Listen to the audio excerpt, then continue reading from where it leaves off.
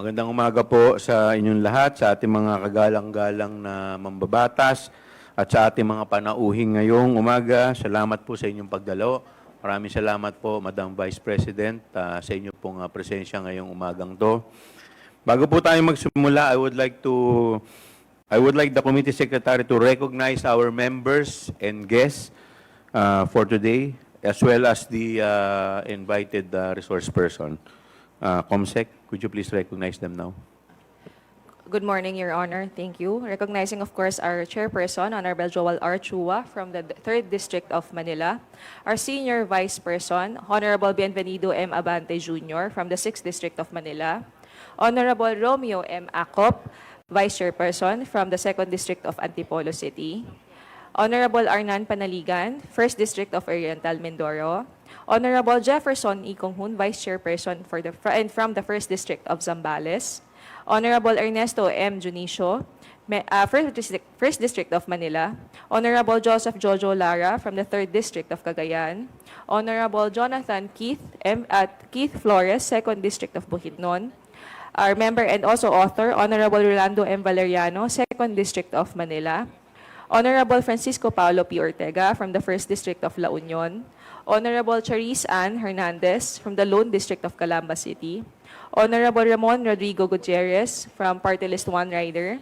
Honorable Loreto S. Amante from the 3rd District of Laguna. Honorable Joseph Stephen Caraps Paduano from Party List Abang Lingkod. And Deputy Minority Leader, Honorable Franz L. Castro from ACT Teachers Party List, Your Honor. Moving on to the resource persons, we now recognize the presence of our Honorable Sara Duterte from the Office of Vice President. From the Department of Budget and Management Legal Service, Undersecretary Attorney Sarah Jane C. Abuel. From the Department of Budget and Management as well, Assistant Director for Legal Service, Rosemary D. Pagala. From DBM, Office of the Secretary, Department Relation Unit, Mr. Mark James S. Evangelista. DBM Assistant Secretary for Budget Preparation and Execution Group, ASEC Mary Ann Z. De La Vega. Undersecretary for Functional Group, Head of the Budget Preparation and Execution, USEC Rolando U. Toledo. We now recognize our resource persons from the Commission on Audit. State Audit Team Member for the National Government Audit Sector, Ms. Sarah Jane E. Fegalan. Commission on Audit, Legal Affairs, Attorney 6, Mr. Erwin E. Lapitan. Commission on Audit State Auditor, Mr. Fahad bin Abdul Malik Tumawis. Commission on Audit, Ms. Silene May L. Del Campo. And Commission on Audit, Attorney 5 on Intelligence and Confidential Funds Audit Office, Ms. Gloria A. Camora. That's it for our resource persons and members, Your Honor.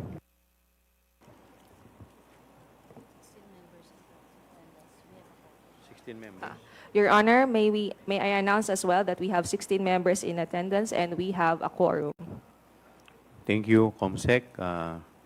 With that, we will now proceed to the next item. Magandang umaga po sa ating lahat.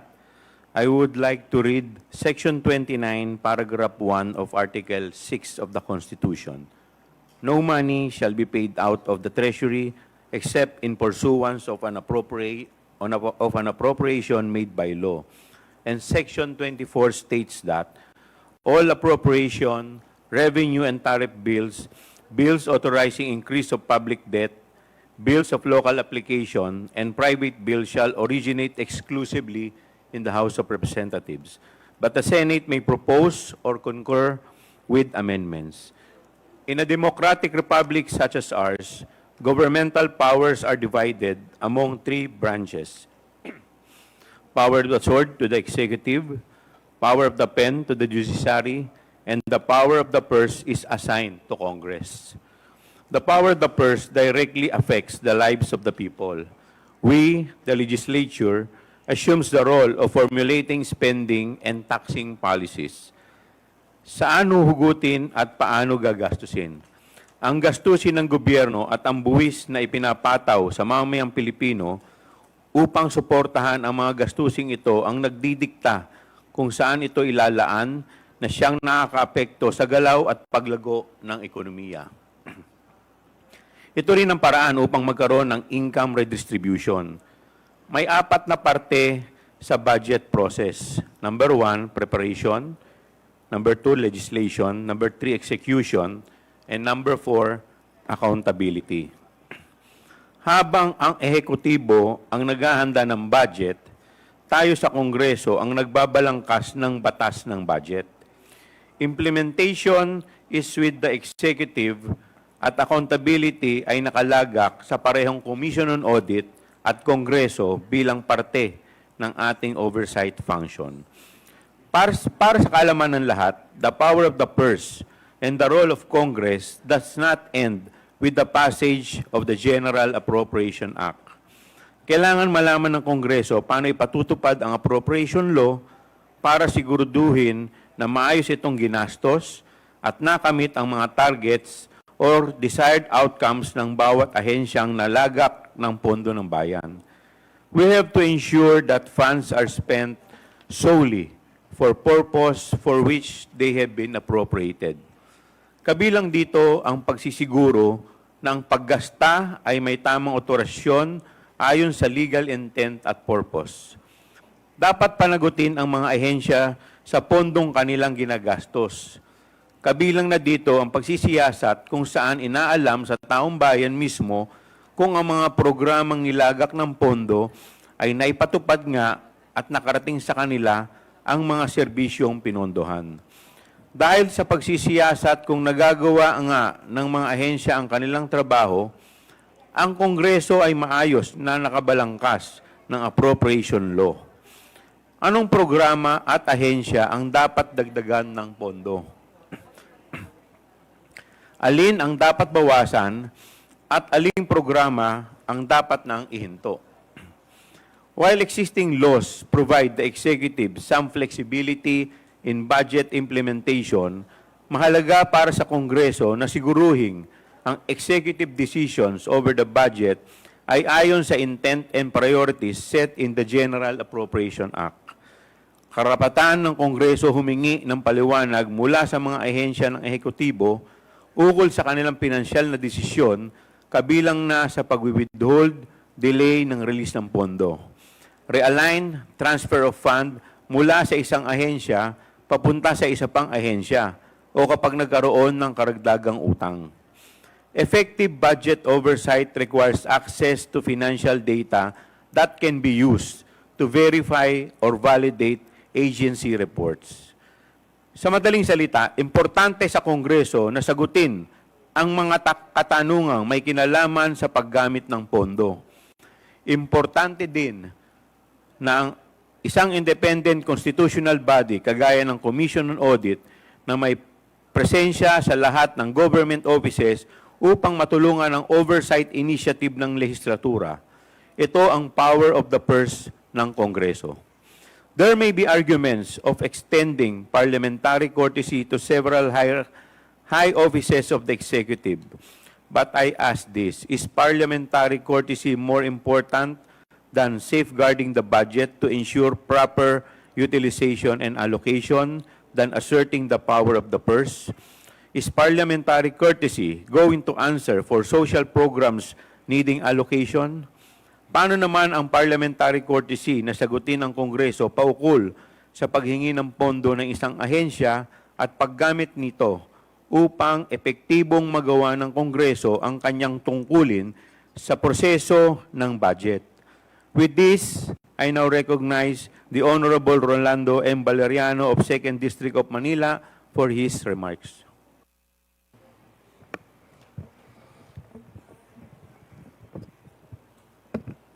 Thank you, Mr. Chairman. My fellow House members, the general public watching the live streaming of this public hearing, mga kababayan, magandang araw po. Nagpapasalamat po ako sa liderato ng Kamara sa kanilang referral ng aking September 3 privilege speech dito sa Kapita-Pitagang Committee on Good Government and Public Accountability. Since that day, the Committee on Appropriations decided to reduce the OBP's proposed 2025 budget partly due to unverified claims about beneficiaries and strategic partnerships. Ang pagtanggi ni Vice President Sara Duterte na sagutin ang mga tanong tungkol sa kanyang panukalang budget at ang questionable niyang paggastos sa mga nagdaang OBP budget na sinita ng Commission ng Audit ang mga dahilan kung bakit tayo narito ngayon. She expressly rejected any questions about the OBP budget even before those questions were put forward. Her claim of leaving it to the House to do what it thinks is right is just a palusot, a smokescreen, a cover because she does not want to provide proof for the numbers she stated in her PowerPoint presentation. The OBP socioeconomic programs are supposedly for implementation in the National Capital Region only. The OBP budget do not indicate any allocation or distribution for the provinces. Mahigit 3 weeks na po mula nung unang OBP budget hearing.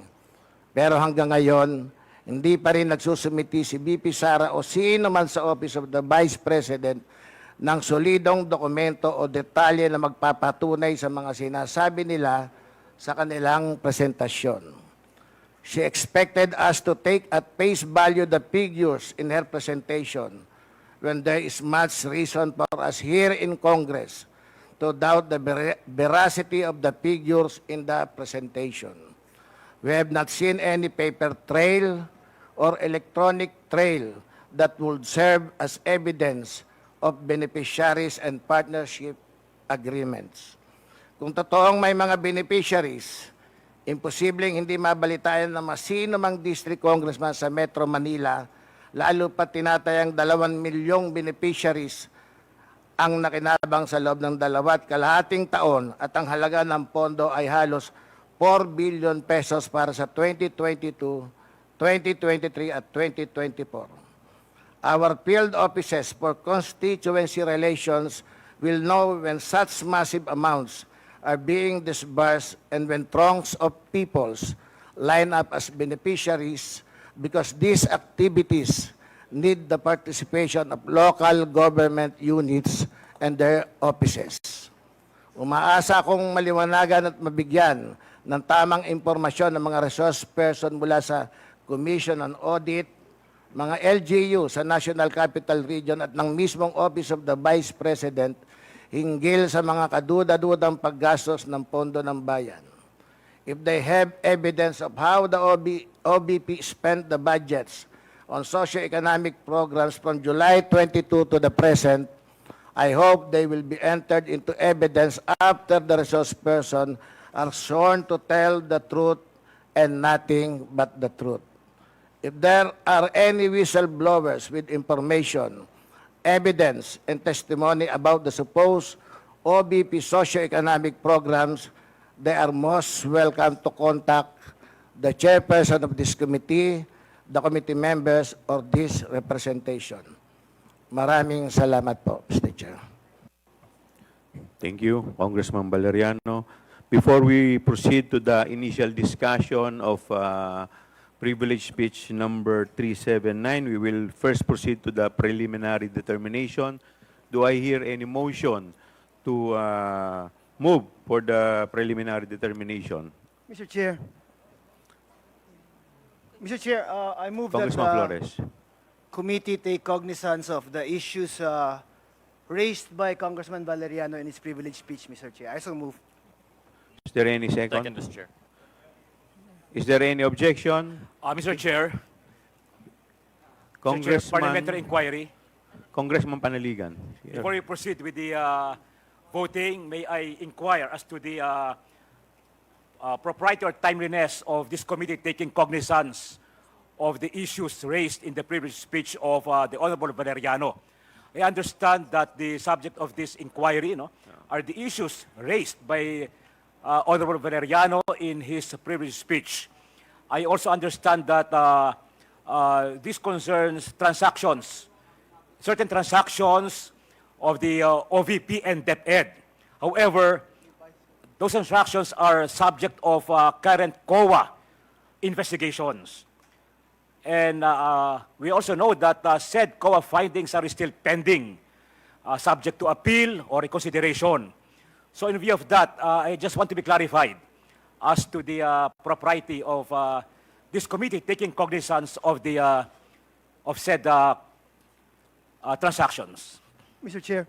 Before I recognize the Honorable Flores, the Chair would like to recognize the presence of Congresswoman Gloria Macapagal Arroyo, former President, Honorable Aurelio Dong Gonzales, our Senior Deputy Speaker, Congressman Roberto Uy of the 1st District of Zamboanga del Norte, Honorable Janet Garin, Vice Chairperson and Congresswoman of 1st District of Iloilo. Honorable Flores, you are recognized. Thank you, Mr. Chair. Mr. Chair, first and foremost, the authority of the House to conduct inquiries in aid of legislation has been already established, Mr. Chair. Not only is it provided for by the Constitution, Mr. Chair, it has also been well settled in jurisprudence and in Supreme Court decisions that the House may conduct inquiries in aid of legislation. We are not here to replace the findings of the COA, Mr. Chair, so it should not in any way interfere with the investigation also being conducted by the COA. We're just here to find out if we could, through legislation, either improve it or protect it or whatever, Mr. Chair. So I think the presence or the fact that there is already a COA investigation should not deter the House from conducting its own inquiries, Mr. Chair, in accordance with, of course, Article 6, Section 21 of our Constitution, Mr. Chair.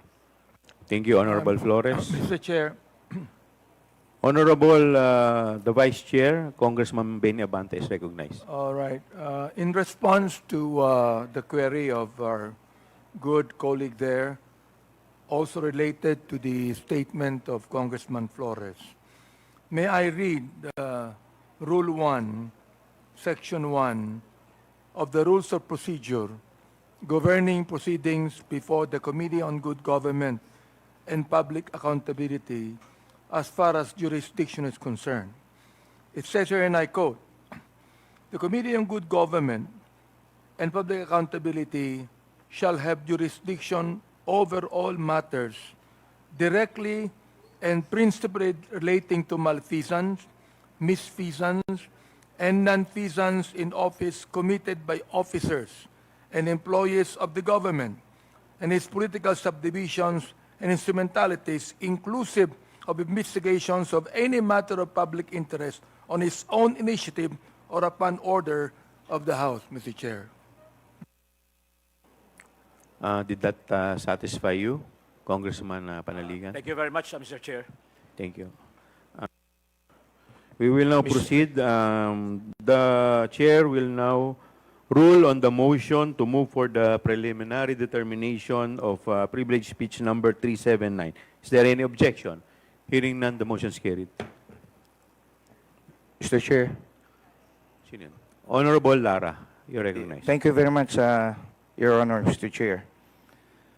I would like to make a manifestation, Mr. Chair, that during the budget deliberations, there are issues raised concerning the fund utilization of DepEd.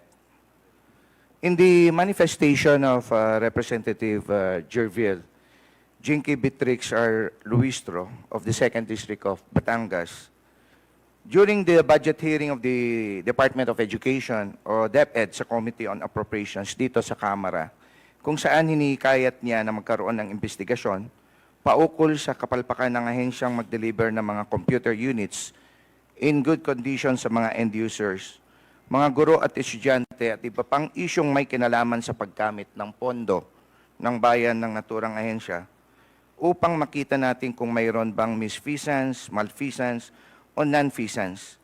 Sa madaling salita, Mr. Chair, I wish to manifest that this committee, the Committee on Good Government and Public Accountability, determine whether there is misfeasance, malfeasance, or nonfeasance, at kung may mga paglabag ang mga kawani ng naturang ahensya sa kanilang mga tungkulin bilang mga kawani, Mr. Chair. That is exactly where we are heading, Congressman Lara. Salamat, Mr. Chair.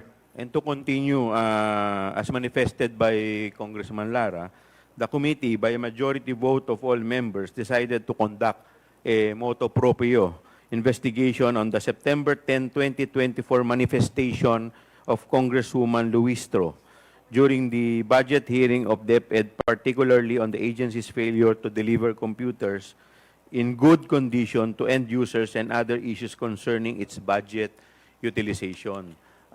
Since this is a motu proprio inquiry, and we are still waiting for the authority to proceed from the Committee on Rules, the hearing is suspended until we have receipt of the said authority to proceed. Is there any objection? The hearing is now suspended.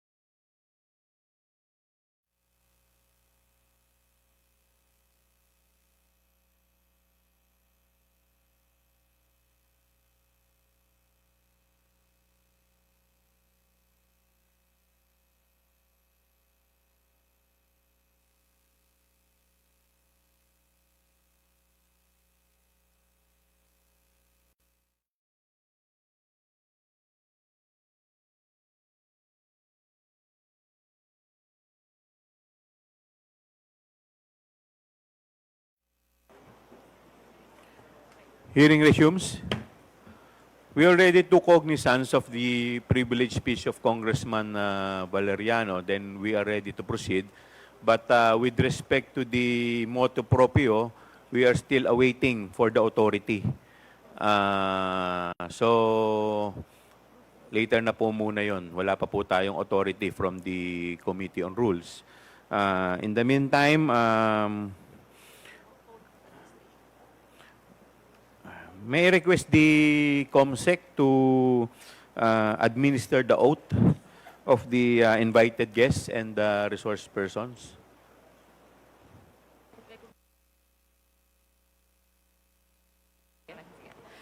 Thank you, Your Honor. To all the resource persons invited, kindly stand up and raise your right hand, please. Representatives and resource persons from the Office of the Vice President, COA, and DBM po. Thank you, ma'am. Mr. Chair, Yes, the Honorable yes, Vice when you President. sent a letter to the Office of the Vice President, you attached a copy of the rules Okay. in aid of legislation. Yes po. Yes, sir. Nakalagay po doon na witnesses lang po ang ino-oath. Sabi niyo po ngayon sa amin, resource persons kami. Ang ano po, considered as resource person po. Ang ano po. Kayo po. Kaya nga po. Yes po. Lahat po ino-oath po. Yes. Apo. Nakalagay po sa rules ninyo, witnesses. Nakalagay po dito ngayon sa table, resource persons. Lahat po considered as resource person and witness. Lahat po naman kayo, lahat resource person pa eh. Wala pa naman po tayong tinatawag na, lahat po considered as resource person pa naman po. Right. Opo. Ang nasa rules ninyo, witnesses lang po ang nag-o-oath. Wala po kayong rules sa resource persons.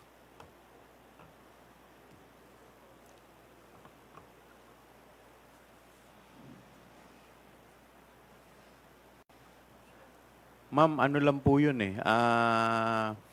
Yung term lang po yun eh. Pero considered as a resource person din po kayo eh. Yes, sir. Opo. Resource persons nga po Kayo nakalagay witness dito. din po at saka resource person po. Hindi nyo po sinabi na witness ako. Sinabi nyo po dito ngayon, resource persons. Ang nakalagay po sa rules ninyo, witness. Comsec, ano po yung pinadala po ninyo? Yun pong rules in aid of legislation.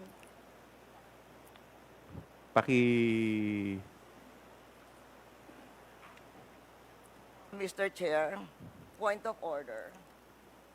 What is the point of order of the Honorable Because Congressman this issue about Macapagal? witness, resource person, etc., etc. Ma'am, ma'am, was- pakilakas lang po, hindi po marinig. persons and accused has been taken up in previous legislative inquiries in aid of legislation. I want to quote a December 8, 2008 hearing in the Senate, where Senator Miriam Defensor Santiago had a similar, had an opinion on a similar situation, but she quoted a Supreme Court ruling. So,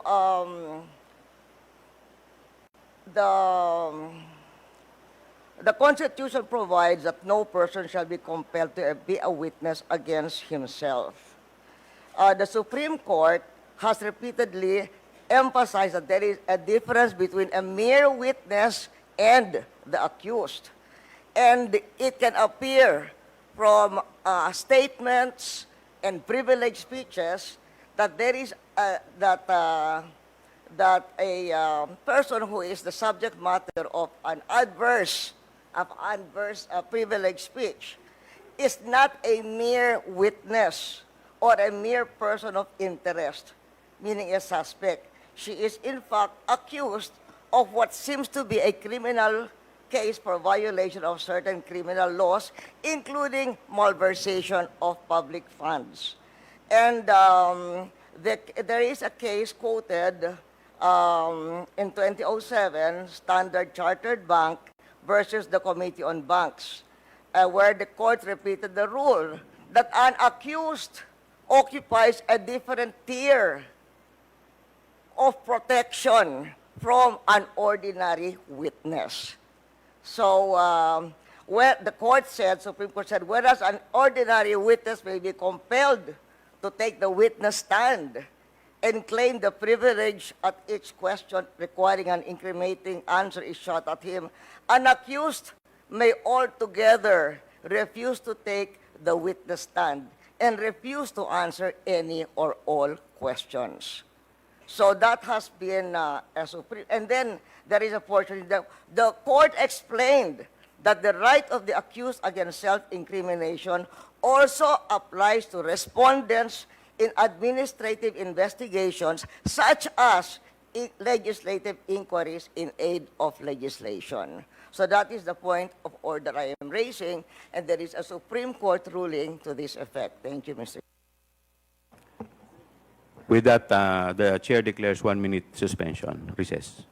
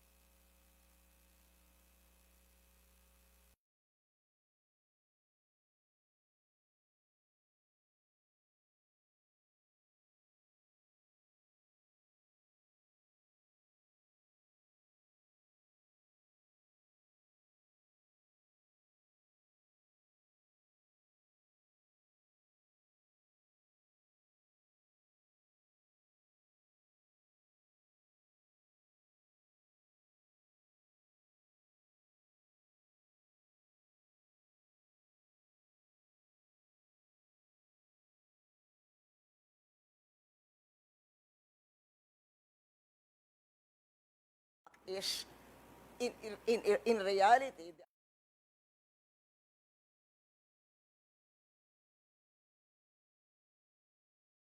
Madam Congresswoman Arroyo, may I know if, may I be clarified if the tenor of your point of inquiry is referring to the sub judice case or rule? referring to the sub judice case, but it is saying that when a witness, in fact, is in reality the accused.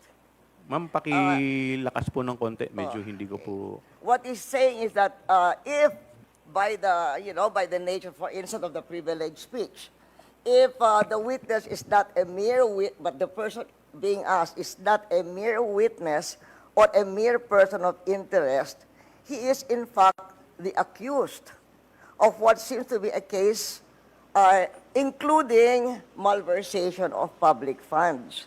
And the court repeated the rule that an accused occupies a different tier of protection from an ordinary witness. So from given what Miriam Defensor Santiago said and the Supreme Court ruling that she's quoting, we cannot we cannot just trivialize. Kasi you're just a witness. You're a witness. Pareho na rin yung witness, resource person. They are not the same. The Supreme Court says they are not the same. And somebody who appears to be the accused has a different tier of protection from a witness. And in fact, can refuse to take the witness stand. Congressman Flores, you're recognized. Mr. Chair, this is an inquiry in aid of legislation, and no one is technically accused of any wrongdoing here, Mr. Chair. Mr. Chair, look at the speech. Ma'am, Look at the please, speech, Mr. Chair, ma'am, the privilege. please wait to be Mr. recognized. Chair, please. may I request a Wait. 1 I will, minute I will- recess? 1 minute. 1 minute Thank recess you. declared by the Yes. chair.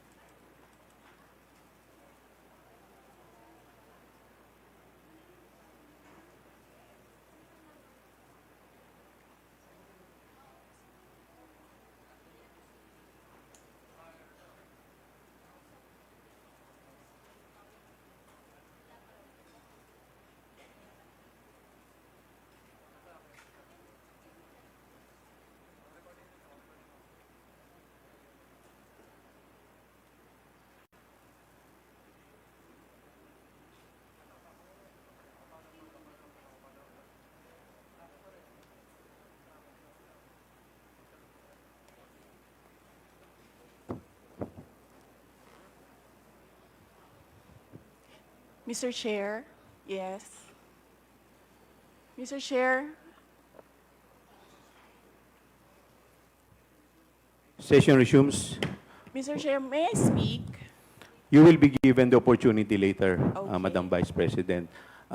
In any event, the point of the Honorable Arroyo is well taken, but we will proceed to the oath taking. If the Vice President refuse to take her oath, we will respect that.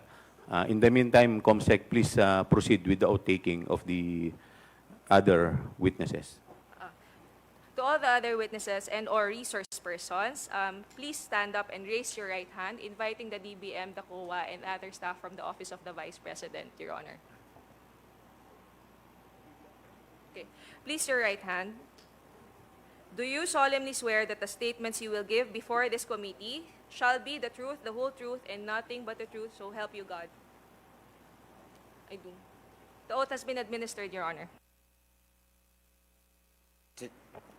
Mr. Chairman. Yes, Congressman Paduano. Of course, you have already ruled with regards to the point of the order being raised by the former president and now representative of Pampanga, Madam Gloria Macabagal Arroyo. But still, there is also a supposedly a pending manifestation being made by the members of this committee with regards to the point of order that was raised. So I think, Mr. Chairman, we have to hear first, but of course you have already ruled, but we have to also to hear the manifestation of the members of this honorable committee. And in that case, you have already recognized the good Congressman Kit Flores. And I think it is just proper to recognize him once again. Thank you, Mr. Chairman.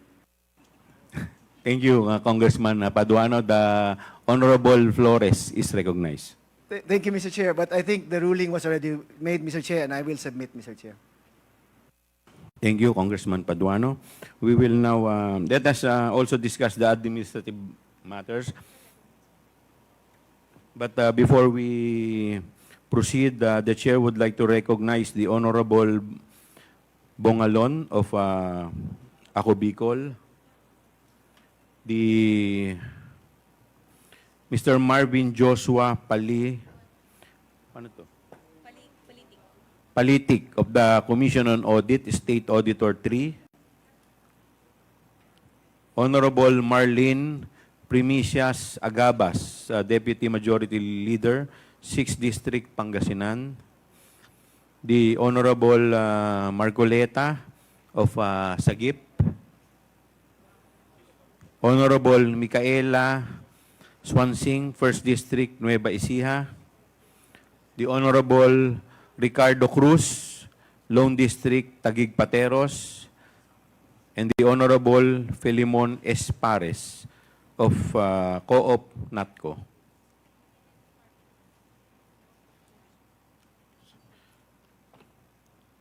The COMSEC is directed to report to the committee who have invited and who have responded to the invitation. Thank you, Your Honor. We have invited the Office of the President through email sent last September 13, 2024. However, we were informed that they use a different extension for their electronic mail.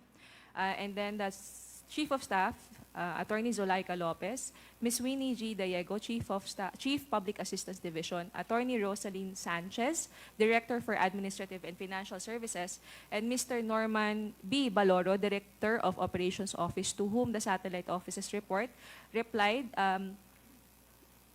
yesterday that through their executive assistant Nicole, that they will designate a representative from the central office. This is the same tenor of the replies from the satellite offices from Western Mindanao, Panay and Negros Islands, BARMM, Caraga, Cebu, Bohol, and Siquijor Satellite Office, as well as Pangasinan.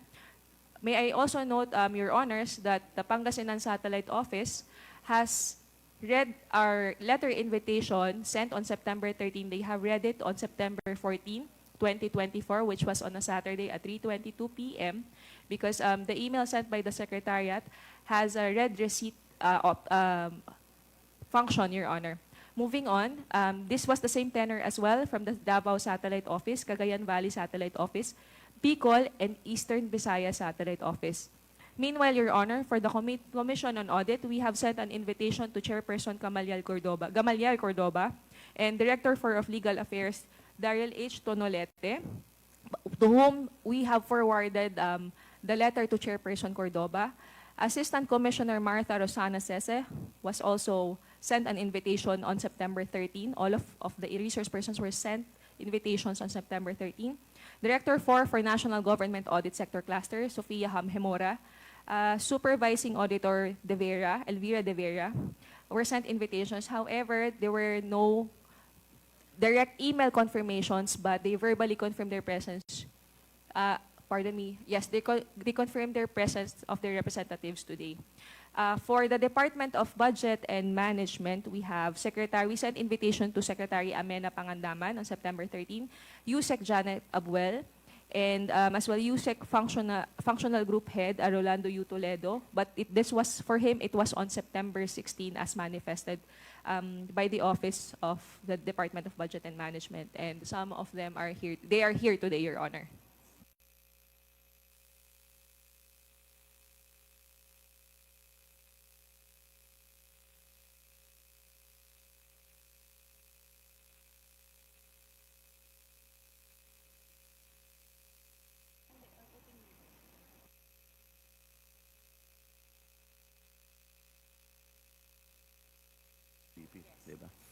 We will now proceed to before we proceed to the interpellation proper, the Chair will recognize the Honorable Vice President for her message. Yes, ma'am. You are recognized, ma'am.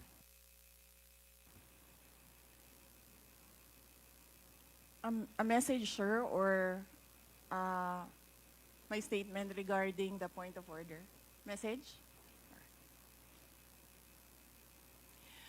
Mga kababayan, ladies and gentlemen, Assalamualaikum, Warakmatulahi wa Barakatuh.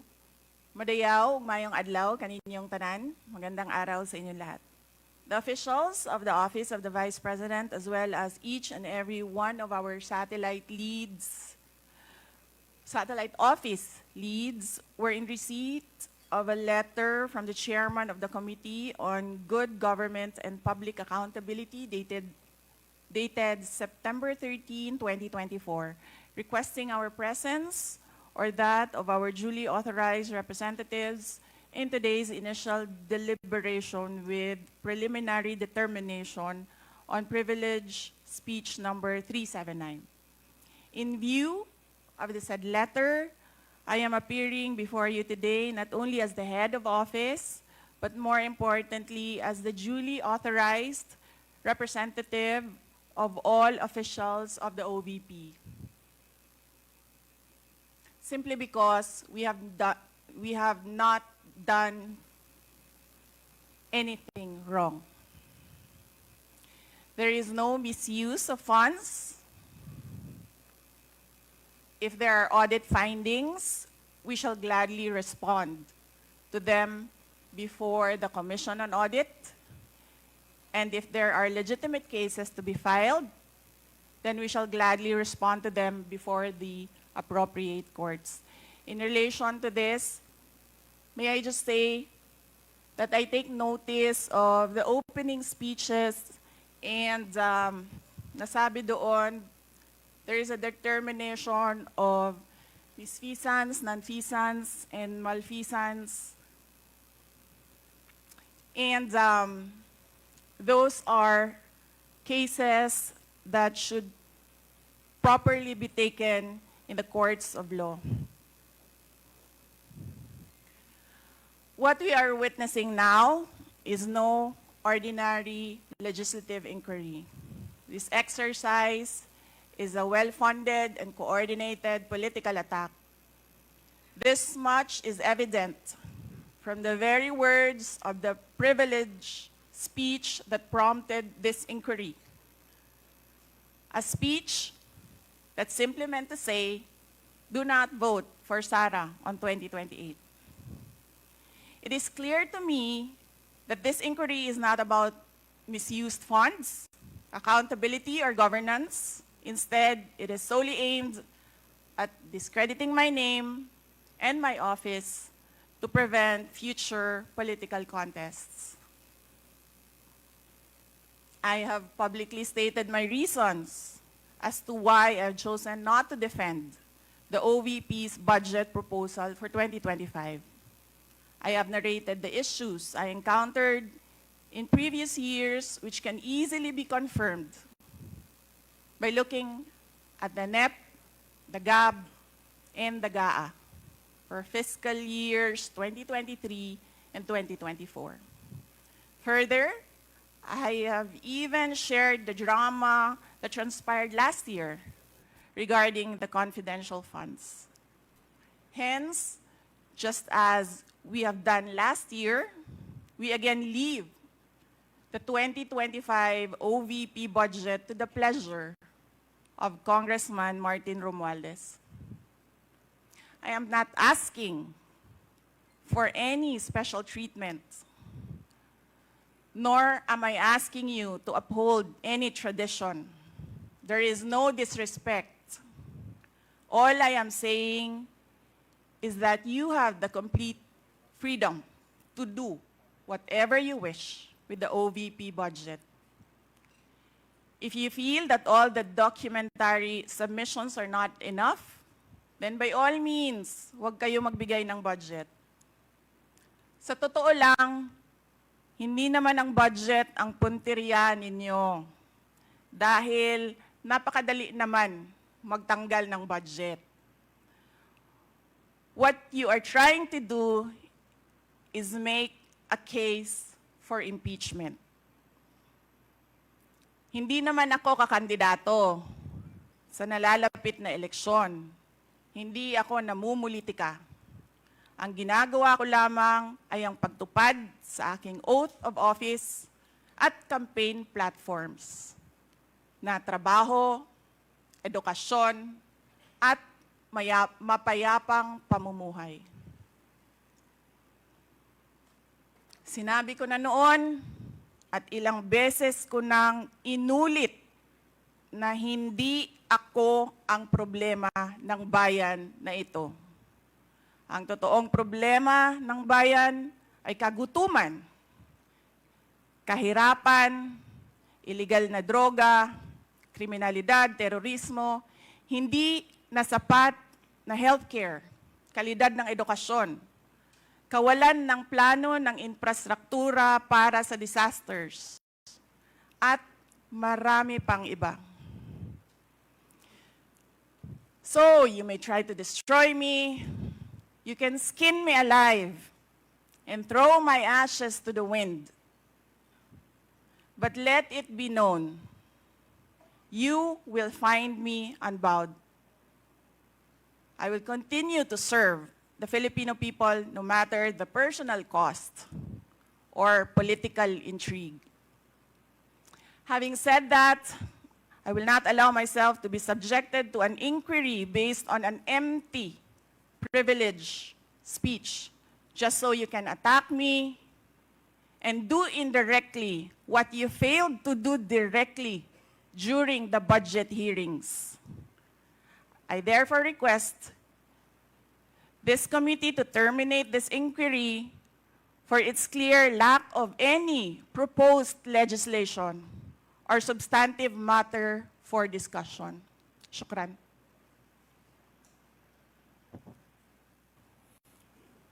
The committee cannot rule on that because the committee already took cognizance of this privileged speech. Anyway, we will now proceed. Next, we will recognize the Mr. representative from COA, Mr. Chair, ay Congressman Marcoleta. may I please raise a parliamentary inquiry? What is your parliamentary inquiry? Thank you, Mr. Chair. The rules of the committee says that this committee only acquires jurisdiction on matters of nonfeasance, misfeasance, malfeasance. And under Section 2, Mr. Chair of the rules, there should be a prior determination whether or not these malfeasance, nonfeasance, and misfeasance are directly or specifically relating to the persons charged of this. Has this committee made a prior determination of this? And if so, when did it happen? And where is the order specifying that the committee has just reached a prior determination? This is very important, Mr. Chair, because the rules also says that after determining or making a prior determination, this committee will set an order, and that is the only way that this committee acquire jurisdiction over the person's subject matter of this inquiry. And that particular order of prior determination will set out the parameters. If I can make a comparison, Mr. Chair, in regular court, it is called pre-trial order, where the parameters of the inquiry, the presentation of evidence or explanations or allegations are limited to that set of stipulation. So considering, Mr. Chair, and I assume that there is no prior determination, I do not think how we can start the meeting today because we are supposed to observe the rules. I am referring to Section 2 of the rules of this committee, Mr. Chair. Thank you. Thank you. To answer that, Congressman Marcoleta, we have already ruled on the preliminary determination a while ago.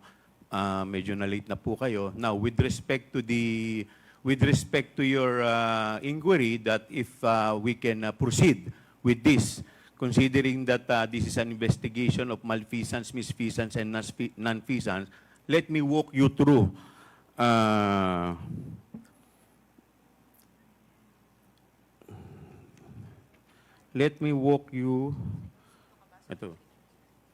through the definition of good government and public accountability. It provides that all matters directly and principally relating to malfeasance, misfeasance, and nonfeasance in office committed by officers and employees of the government and its political subdivision and instrumentalities, inclusive of investigations of any matter of public interest on its own initiative or upon order of the House. For the information of everybody, the issue on confidential fund is a matter of public interest. Lahat po tayo ay interesado, hindi lamang po tayo, yung publiko po, interesado kung paano po ito nagamit. Kaya yun po ang dahilan why this committee has jurisdiction over the subject matter. But Mr. Yes, Chair, Congressman Marcoleta. Mr. Chair, under Section 5, there should be a record of preliminary determination. It says that the proceedings in the preliminary investigation or determination shall be recorded through stenographic notes. What you were mentioning are motu proprio cases. I am assuming that this committee started by way of a referral because of a privileged speech delivered on the floor by one of us. And so this is the main subject matter of this committee meeting, and to which we should first determine preliminarily whether or not this committee acquires jurisdiction. And I demand a record of preliminary determination under Section 5 because it says, upon termination thereof, Mr. Chair, the chairperson shall issue an order which shall recite in details the matters taken up. So what are the matters taken up, Mr. Chair? I think we should be able to comply with these elementary rules as specified in the governing rules. Well, considering that we have yet to proceed to the interpellation, we are still in the period of recognizing the resource person as well as the witness. With that, the chair declares 1 minute suspension.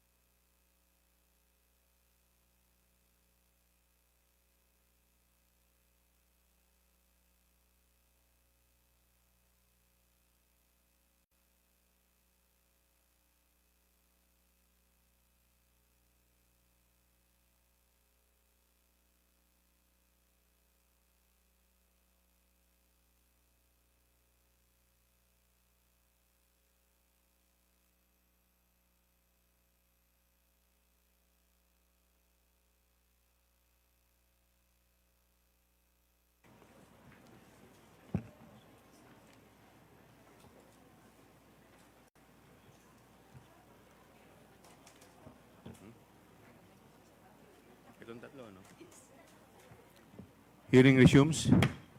The chair would like to recognize the Honorable Luistro Gerville of Batangas 2nd District, Honorable Paul Dasa, Senior Deputy Minority Leader of 1st District, Northern Samar, the Honorable Roel Daniel Manuel of the Kabataan Party List.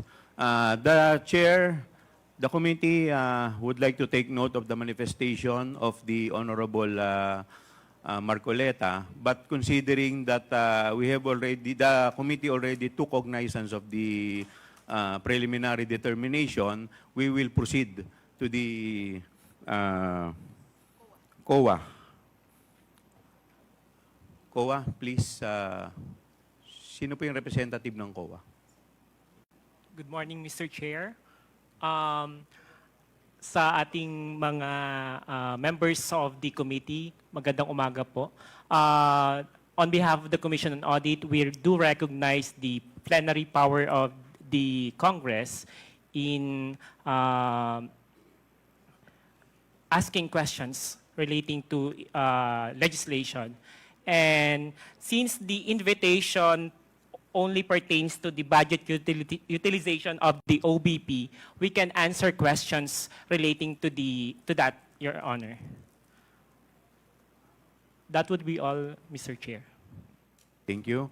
We will now proceed to the next representative from DBM. Thank you, Mr. Chair, and good morning to all your honors. Yes, by the invitation of the Committee on Good Government and Public Accountability, we are here to provide information on the Office of the President's budget in the calendar year CY 2022 to 2024 budget utilization and performance, compliance with the GAA, including fund transfer and budget realignment, as well as the agency's program projects and activities, among others. So any inquiry we'll just answer during this congressional meeting, Mr. Chair. And if ever there's a need for us to provide data and information, we'll do so, Mr. Chair. So, good morning. Thank you. The chair is in receipt of the authority from the Committee on Rules with respect to the motu proprio inquiry on the manifestation of Representative Jinky Luistro during the budget hearing of the Department of Education in the Committee on Appropriation on September 10, 2024.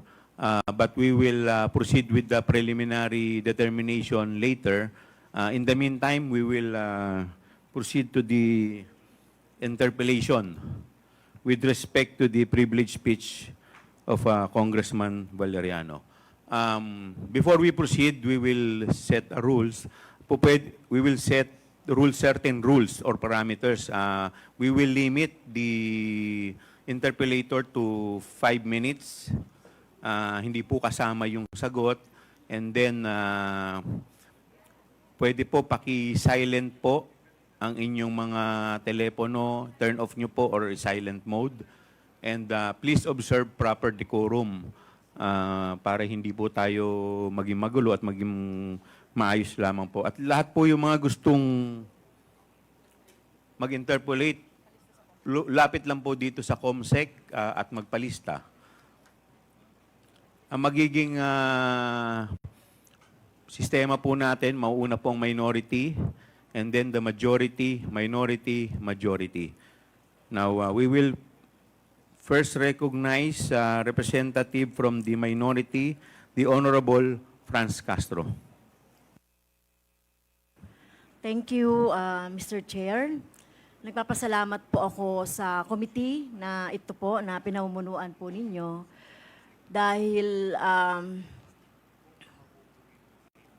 in-schedule agad natin yung naging privilege speech ni Representative Valeriano. Alam niyo po, una po sa lahat, ginigiit natin dito na ang tradisyon ay tradisyon. Pero una sa lahat, kung ang tradisyon ay bumabangga sa interes ng mga mamayan, sa interes ng publiko, at accountability ng mga public officials at saka pagiging transparent ng lahat ng ating mga ginagawa, lalong-lalo na po sa kaperahan o lalong-lalo po sa budget or whatever na, na pinagkatiwala po ng taong bayan sa atin, ay kailangan po yun yung nauuna. Kaya nagpapasalamat po ako na dahil ito po yung magsiset, no, noong mga pwede nating magawa sa rules, mabago sa rules, pwede nating in aid of legislation, lalong-lalo na pinag-uusapan natin ang confidential funds and intelligence funds or confidential funds dito sa Office of the Vice President. At ito ay inaasahan ko na magsiset itong gagawin sa katapusan nitong hearing na ito, yung magsiset talaga na kung dapat o hindi dapat mabigyan ng confidential funds ang ating mga national government agency. At kung meron man, depende kung ano po yung magiging resulta ng inquiry na ito, ay mapahigpit natin, no? Yung kung meron man, kung magde-decide later on na may confidential funds pa rin, magde-decide pa rin na magiging mahigpit, no, yung paggamit ng confidential funds. Okay, so dahil hindi naman po nag-oath yung Vice President, Mr. Chair, ang akin na lang mga tanong ay tatanong ko na lang po sa DBM at saka sa COA. Okay, so inaasahan natin, no, na magsasabi kayo ng totoo. So yung first question ko po sa DBM,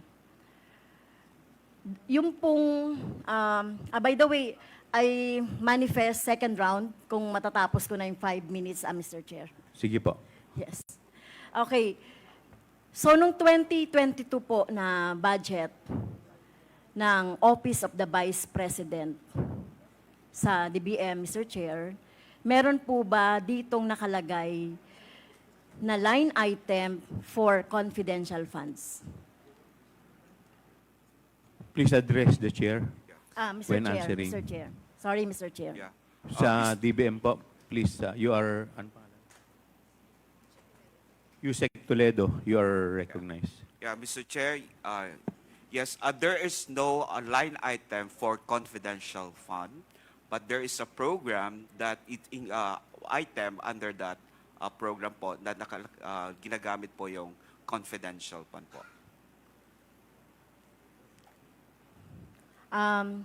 I'm not satisfied with the answer. Ang tinatanong ko lang po, meron bang line item doon sa budget ng Office of the President na confidential fund? Meron po bang line item po? Yes or no? There is no, Madam Chair, Yes. Mr. Chair. Okay. How about noong 2023? Budget of the Office of the Vice President. Is there a line on about confidential funds? There is, Mr. Chair, there is a line item for Magkano po, Mr. Chair, yung confidential funds of the Office of the Vice President for 2023? 500 million, Mr. Chair. Okay, you're correct. Kasi nandito naman, meron naman tayong dyan. Okay, so kung compare natin, Mr. Chair, yung Office of the Vice President budget, GAA 2022 and GAA 2023, so makikita natin agad-agad yung difference. No, na yung confidential funds sa Office of the Vice President noong 2022 ay wala, pero sa Office of the Vice President sa 2023 ay meron. Okay, so paano po nagkaroon ng 125 million na confidential funds ang Office of the Vice President noong 2022, Mr. Chair, sa DBM? Okay, Mr. Chair, while the OVP has no provision for the confidential funds under the fiscal year 2022 GAA, the said release of funds was charged against the contingent fund using the existing PAP of the Office of the Vice President. That is the Good Governance Program, Mr. Chair. Well, ano po yung ibig sabihin ng good governance program po? Kasi defined, alam po natin meron tayong JC o joint circular governing confidential funds. So, can you elaborate on good governance, Mr. Chair, yung binabanggit ninyo po? The Good Governance is a program of the OVP, and so that's the basis for us for the release of the confidential plan of the Office of the Vice President, Mr. Chair. Well, can you elaborate ano ba yung good governance? Dahil malinaw po doon sa rules or the joint circular governing confidential funds, yung mga pwede lang napondohan ng confidential funds, Mr. Chair. Mr. Chair, we have already responded to that inquiry. We have already sent already the letter dated September 11, 2023, as to what is the all about the good governance program of the OVP, Mr. Chair. Mr. Chair, these representations has no copy of what you are referring to as the good governance programs. May I request for the copy, Mr. Chair?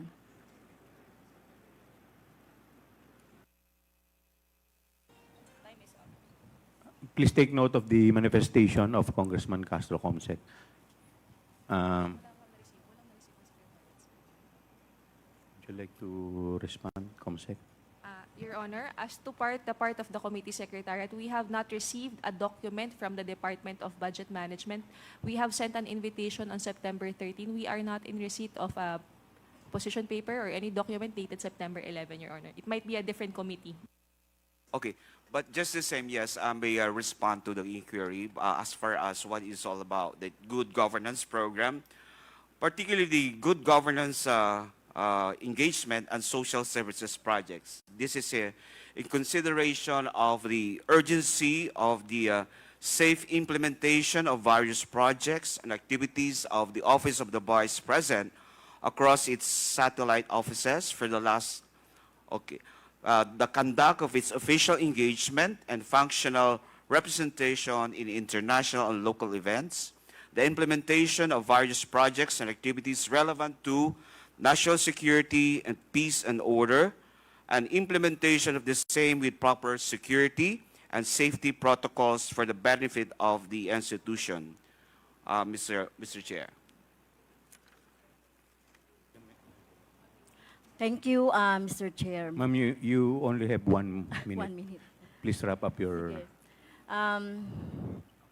So did the Office of the Vice President in 2022 asked for a budget for confidential funds for the DBM? Your Honor, Mr. Chair, for 2022, there is no request for the confidential in the budget, but we have, as mentioned, they have requests for the chargeable, we have requests for 2022, but that was charged to the contingent fund. There was so may request po ba o wala? Doon sa proposed budget for 2022, wala po. Pero saan po kinuha yung 125? Sinasabi nyo kanina, Mr. Chair, ay doon sa contingent fund. So, hindi po ba kapag merong request for a lump sum o merong ibibigay or pagkukuhanan yung lump sum, dapat may request? Okay. So, Yes, Mr. Chair. So during the implementation of the fiscal year 2022 budget, there was a request coming from the Office of the Vice President to release an additional requirement for the fiscal year 2022 budget. Basically, hindi lang po yung confidential plan, but also for some PS and MOE requirements. Now, this was... Pinag-usapan lang natin yung confidential Okay. funds. So, Mr. Mr. Chair, Chair. yes, there was a request coming from the Office of the Vice President during the implementation of the budget in that year. So that's why in... So, Mr. Chair, may I cut you on that with due respect. So may I ask, Mr. Chair, the request... Last Yes. question, please. So, second down na lang ako, Mr. Chair. May I ask the DBM, Mr. Chair, the letter request from the Office of the Vice President. So, yun na lang, Mr. Chair, at itutuloy ko na lang po mamaya. The DBM is requested to submit the letter of the Honorable Vice President. The yes, request Mr. letter of Chair. the Honorable. Please submit it to the COMSEC. Yes, Mr. Chair. Thank you. Next to interpolate is Honorable Nika Swansing. You have 5 minutes.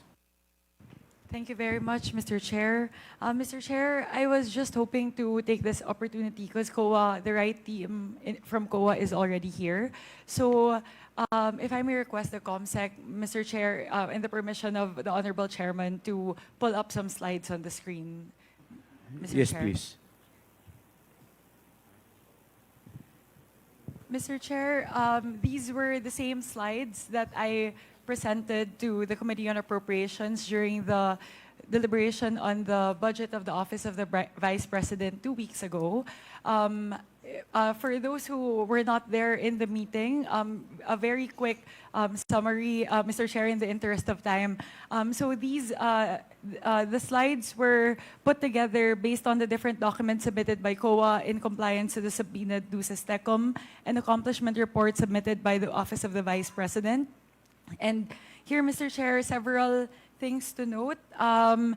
Essentially, we have summarized across the 4 quarters in terms of the disbursement of the confidential expenses of the Office of the Vice President, the different audit findings of the Commission on Audit across the 4 different quarters. So for Q4 2022, which is the subject of the notice of disallowance, it was found that there's a 73 million out of 125 million that was considered by COA as disallowed in audit. And then for the succeeding quarters, accordingly, Mr. Chair, you would see here the proportion of the 125 million, which was questioned in the audit order memorandum and not questioned across the succeeding quarters. During the deliberations of the Office of the Vice President, President's budget, I directed a question towards COA to please enlighten us as to the grounds for the notice of disallowance for Q4 2022 and the 3 succeeding quarters which were subjected to the AOM, Mr. Chair. However, during the OVP budget hearing, the representative of COA, Assistant Commissioner Alexander Juliano, said that he was not privy to the information as he was not part of the team handling the confidential expenses. So, Mr. Chair, I believe the team who did the audit is present in today's hearing. So if we may request, Mr. Chair, COA to please enlighten us for the 4 different quarters covered by the notice of the disallowance and the audit order memorandum, may we please request, Mr. Chair, COA to please enlighten us as to the ground. So perhaps, Mr. Chair, we can go quarter by quarter. We can first start with Q4 2022, which was the subject of the notice of disallowance. Any representative from COA? Mr. Chair, Attorney Gloria Camora, the State Auditor of Attorney the ICFAO, Camora. yes, will answer the question Attorney of the Camora, you're Honorable recognized. Congresswoman. Yes, good morning, Madam, Mr. Chair. As to the 2022 notice of disallowance, there were Ma'am, 3 pakilakasan po ninyo yung boses nyo, hindi marinig. Okay.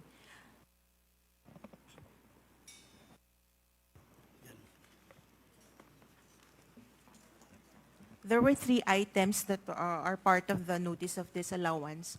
The first one is on the non-submission of documents on the payment of rewards.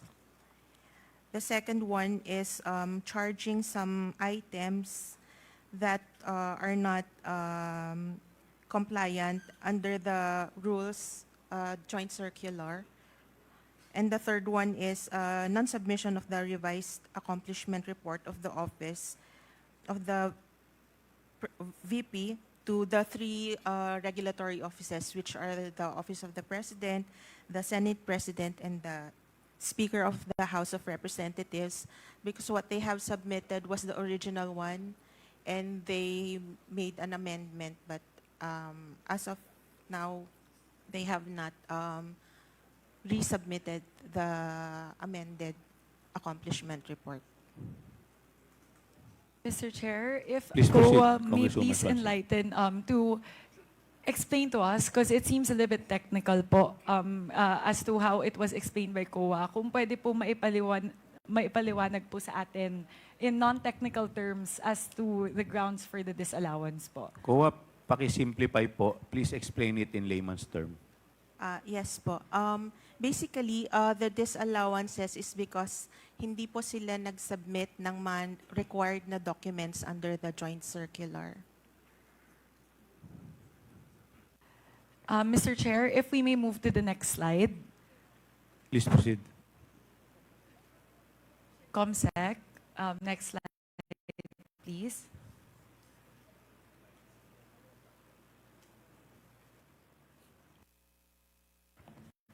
Here, Mr. Chair, shows a breakdown of the different expense items listed in the accomplishment report for Q4 2022 and the three succeeding quarters, which were the subject of the AOMs. Mr. Chair, I would like to again throw the question to COA, because it seems to me, I am not an auditor, so it seems to me that across the three succeeding quarters, the categories that were flagged as questioned in the AOM are similar across the three succeeding quarters. So, pare-pareho po yung naka-orange po. Payment of reward, yung provision of medical and food aid, at saka po payment of incentives or traveling relative to the confidential operation. So, Mr. Chair, if I may request COA to please enlighten us as to the reason why these categories seem to be repeatedly flagged across the succeeding quarters under audit. COA. Yes, Mr. Chair. As to the payment of rewards, the joint circular requires a document, the supporting documents evidencing the success of the information gathering. As far as the documents that they have submitted, we are not, so far, we are not satisfied with the documents they have submitted. So we ask them to submit the documents that would satisfy the joint circular. As to the provision of food and medical items, again, we ask them for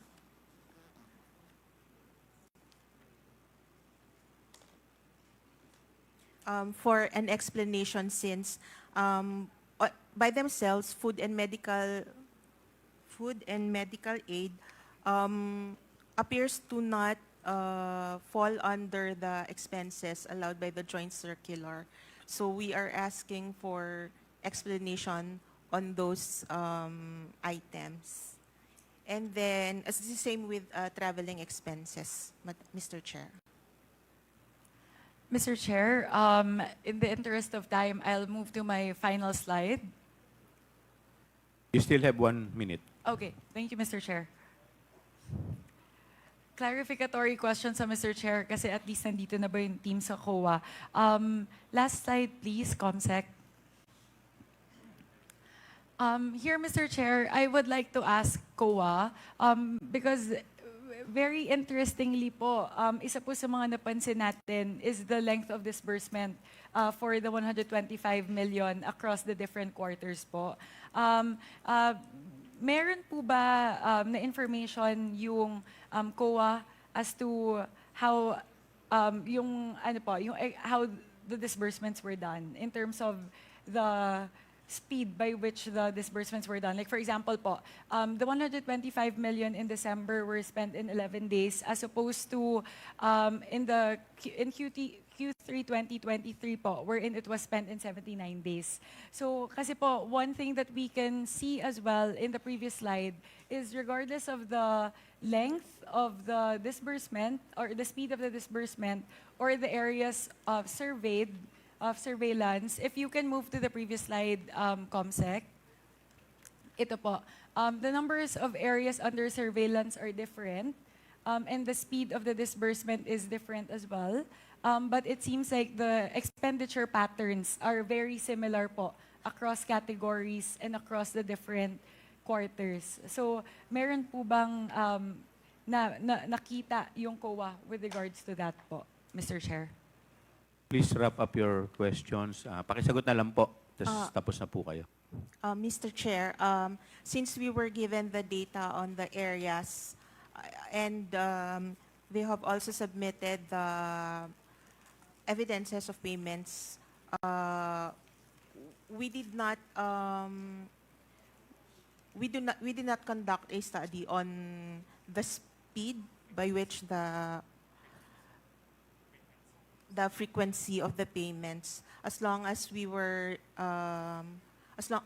satisfied with the number of areas that they have served. So if we can average it based on that, the number of areas, I think it is possible to be spending the said amounts. Mr. Chair, final question na lang Okay, po. last question. Because the AOMs were issued po in February 1, 2024 for the first AOM, and then the second AOM po on August 8, 2024. Reading through the AOMs po, the Office of the Vice President is given 15 days to respond to the AOMs. I believe the first one has been responded to in April. So meron na po bang response doon po sa August 8 na AOM?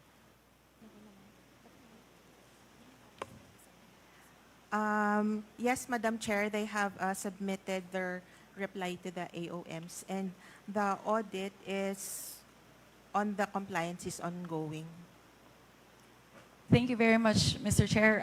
Those are my clarificatory questions po. Clarification because the team handling the audit is now here. So just wanted to clarify po dun po sa slides na present po nung nakalaang OVP budget hearing. Maraming salamat po, Mr. Chair. May I approach the table? Request 1 minute suspension. The chair declares 1 minute suspension.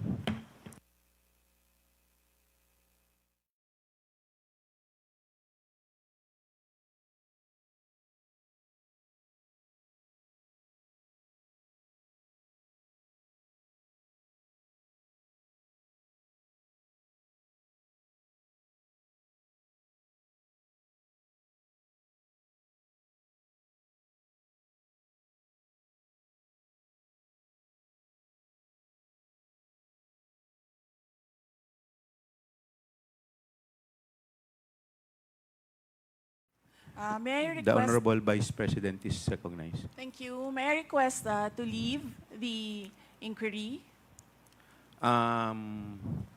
Ma'am, pwede naman po, considering na hindi naman din po kayo naka-oath and alam naman po namin, marami rin po kayong ginagawa. The Vice President is excused. Thank you. Thank you po, Thank you, ma'am. everyone. Good morning. 1 minute suspensions declared by the chair.